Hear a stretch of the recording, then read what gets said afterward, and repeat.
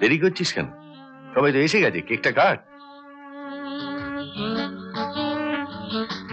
যার জন্য অপেক্ষা করছিস সে কিন্তু এখানে ঢুকতে পারবে না। ওদিকে দেখ।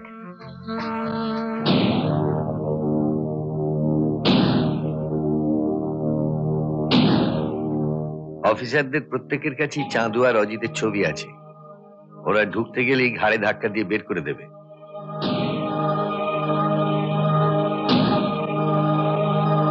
এসো মালা, কেক কেটে দাও।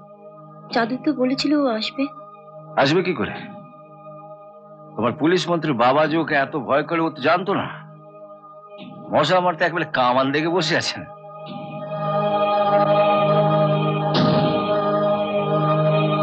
ওর জন্য অপেক্ষা করে লাভ নেই, সবাই এসে গেছে। আর দেরি করাটা ভালো দেখায় না। যাও। এসো মালা।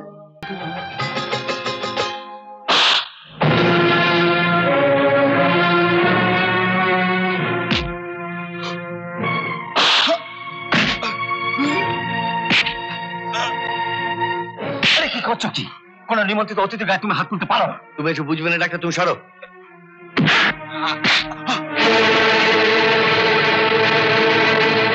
দাঁড়িয়ে দেখছেন কি? বের করে দেন এদের দুজনকে।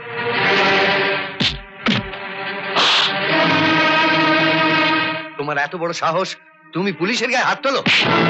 শুধু পুলিশ কেন, আজ আমি পুলিশ মন্ত্রীর গায়েও হাত তুলতাম, কিন্তু আজ আমার চাঁদু মালা দিদিমণির গলায় মালা পরিয়েছে, আর আপনি মালার বাবা, তাই আপনি বেঁচে গেলেন। দাঁড়িয়ে দেখছেন কি? বের করে দিন দুজনকে। রমেন, আজকের এই শুভ দিনে প্লিজ প্লিজ ডাক্তার, আমার ফ্যামিলি ম্যাটার্সে কেউ কথা বলুক আমি চাই না। হাঁ করে দাঁড়িয়ে দেখছেন কি? ঘাড় ধরে বের করে দিন। কেউ এগোবে না, খবরদার, কেউ এগোবে না। এই ছেলেটার জন্য আমি দুটো খুন করেছি।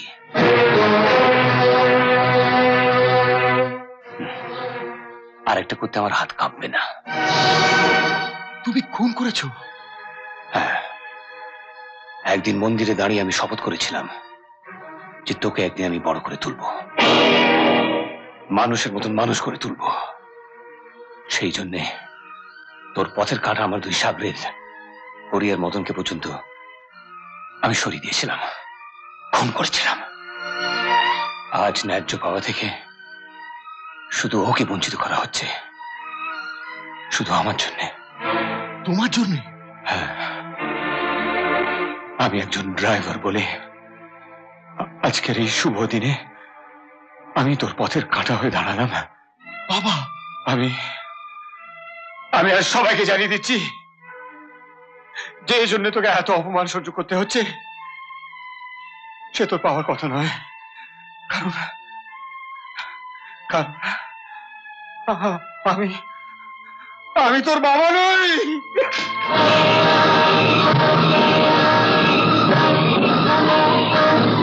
কি বলছো বাবা? আমি তোমার ছেলে নই? ও তবে কার ছেলে? আমার।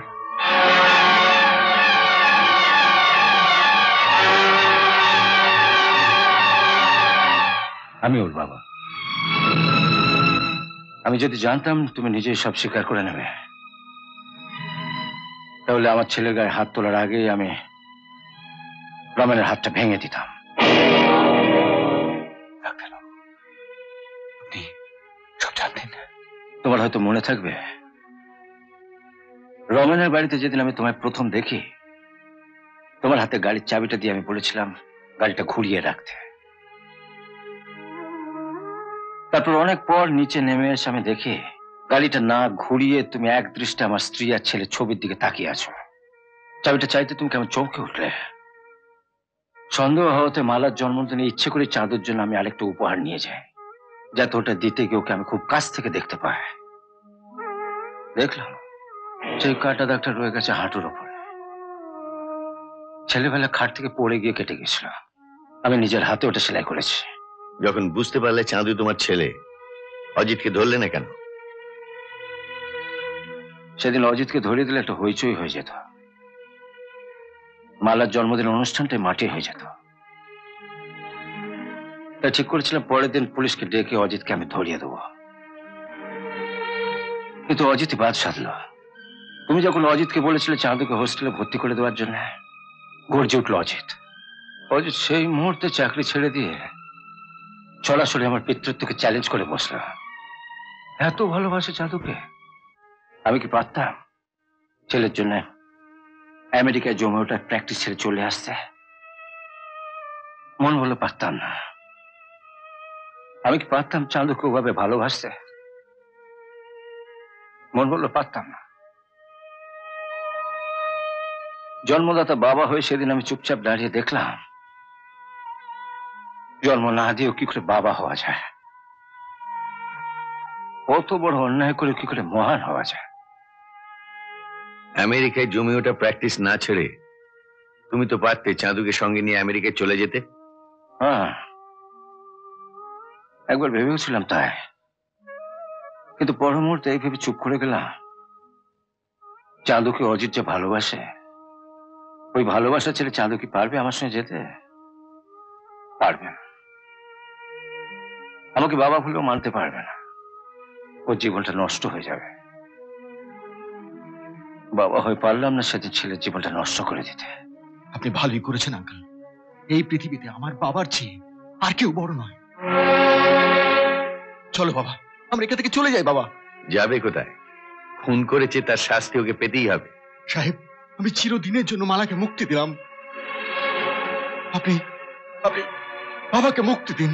ওই সাহেব আমাকে মুক্তি দেবার কি? সব বন্ধনা ছেড়ে গেছে। আমি নিজেই নিজেকে মুক্তি দেব। কেউ আমাকে বাধা দিতে পারবে না। চলো বাবা, আমরা এখান থেকে চলে যাই। না,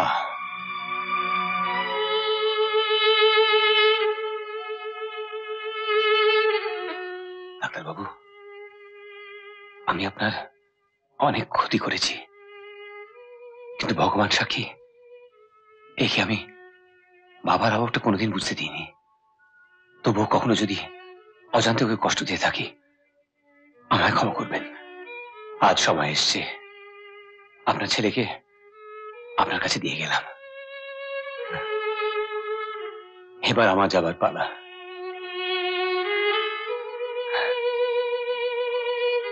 নিন।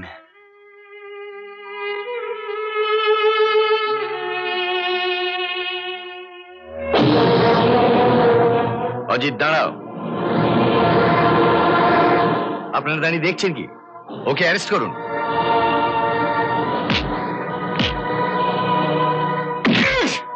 অজিত,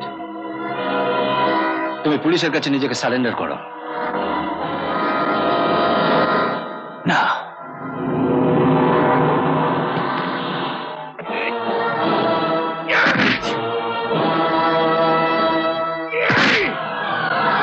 স্যার, ফায়ার করবো স্যার? ও ছেলের সঙ্গে পাগল হয়ে গেছে স্যার। ও কাউকে ছাড়বে না স্যার। প্লিজ অর্ডার দিন। ফায়ার!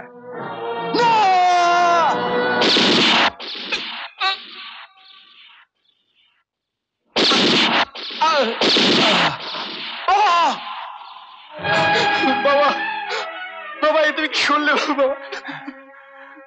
আর তোকে কোনোদিন বলতে হবে না যে তুই আমার মতন এক গরিব ট্যাক্সি ড্রাইভারের ছেলে। আজ থেকে আজ থেকে তুই বুক ফুলিয়ে বলতে পারবি যে তুই এক বিলেত ফেরত ডাক্তার ডাক্তার সুশোভন চৌধুরীর ছেলে।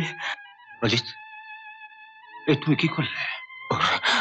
ওর পথের শেষ কাঁটা দূর করে দিলাম মা।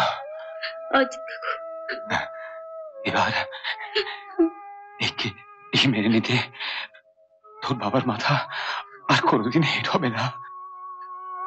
অজিত, দাও তোমার ছেলের হাতটা আমার মেয়ের হাতে দাও।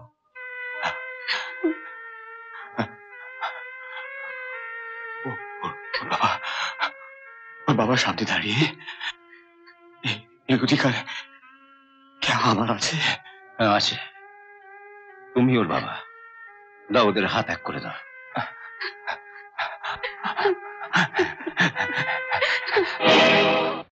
এরকম আরো অনেক সিনেমা দেখতে হলে ডাউনলোড করুন ক্লিক অ্যাপ।